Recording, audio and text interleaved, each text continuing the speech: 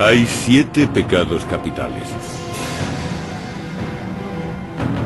Y existen dentro de cada uno de nosotros. Son pecados mortales y tienen graves consecuencias en nuestra vida espiritual. Lujuria, envidia, gula, pereza, avaricia, ira y soberbia. Según la teología cristiana, para cometer uno de estos pecados mortales no hace falta más que desear. Y el más paradójico de los 7 pecados capitales es la gula.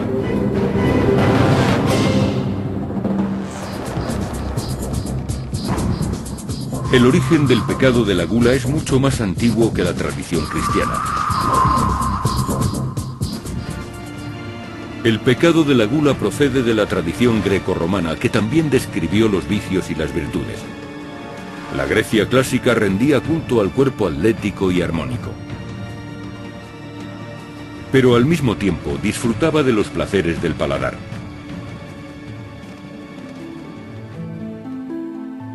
La expansión del Imperio Romano trajo a Roma una gran variedad de alimentos exóticos y deliciosos.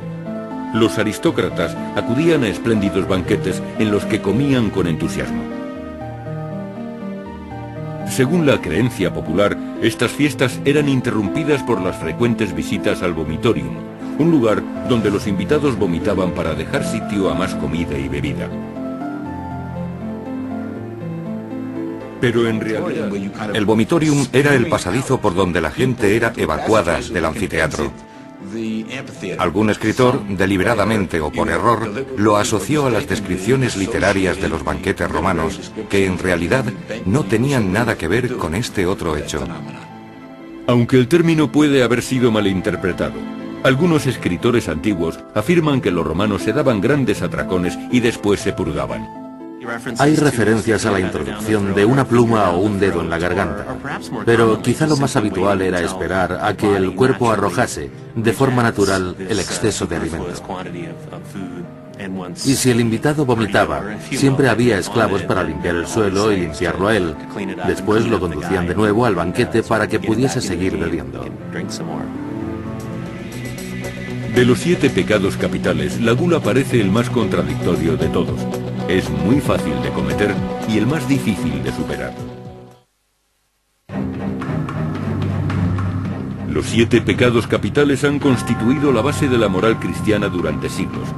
Y se dice que el pecado más difícil de evitar es la gula.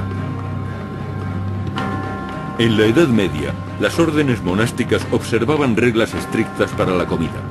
Pero mientras que algunos monjes temían el castigo de Satán, otros encontraban la manera de comer opíparamente sin sentirse culpables. En el siglo XIII, el fraile italiano Tomás de Aquino advertía que no había que sucumbir al pecado de la gula. Creía que este pecado era una invitación a otros vicios. En particular, a la lujuria, la ira y la pereza. Era un pecado que conducía a otros. Los pecados están interconectados. Si caes en uno, es más fácil caer en los demás. El deseo incontenible de comer y beber conduce a otro tipo de actividades pecaminosas, como robar o mentir. La templanza, virtud opuesta a la gula, es la práctica de la moderación y la abstinencia. El demonio de la gula es Belcebú, el señor de las moscas. Algunos cristianos señalaban a este demonio con cuerpo de insecto como responsable de tentar a los hombres para convertirlos en glotones. Y el más tentador de los 7 pecados capitales es la pereza.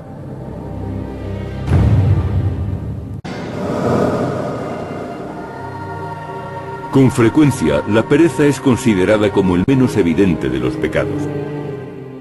Sabemos que la pereza es uno de los pecados capitales, pero en realidad no parece tan obvio.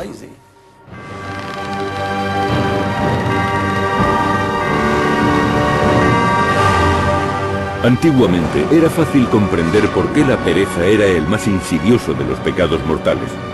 Dulce como la miel y corrosivo como el ácido. Hacia el año 375 se pensaba que la pereza era una transgresión de la ley de Dios.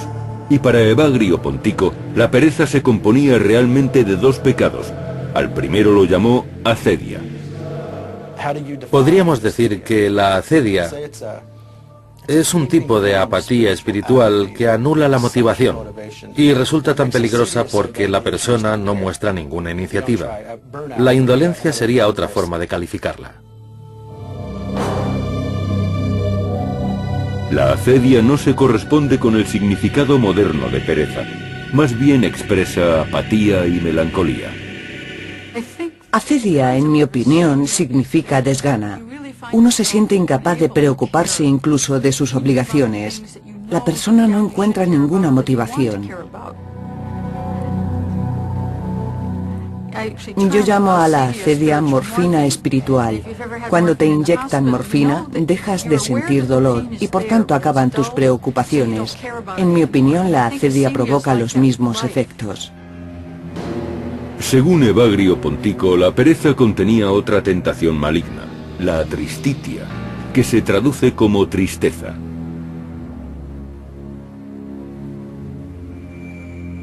La tristitia podría definirse más adecuadamente como desesperación, y eso es un pecado para muchas religiones.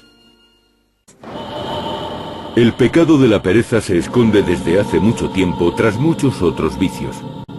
Para algunas personas, el único que podía vencer a la pereza era un exorcista. Pero en la antigüedad, muchos opinaban que no era un pecado sino una enfermedad. Alrededor del año 500 a.C., los griegos pensaban que la pereza podía ser curada. El primero que propuso esa teoría fue Hipócrates, al que se considera el fundador de la medicina moderna. Llamó a este estado de ánimo melancolía. La describió como una condición cuyos síntomas eran la tristeza, la ansiedad, el desánimo moral, la tendencia al suicidio y el miedo prolongado. Y dijo que los pacientes que sufrían esas emociones tendían a perder el apetito y a aislarse del mundo. Hipócrates creía que estos síntomas se debían a un desequilibrio entre los 4 fluidos corporales, a los que llamaban humores. Y estos 4 humores eran la sangre, la flema, la bilis negra y la bilis amarilla. Demasiada bilis negra hacía que la persona se volviera melancólica, desganada y apática. Más tarde, los cristianos llamaron pereza a ese estado. Y uno de los pecados más nocivos es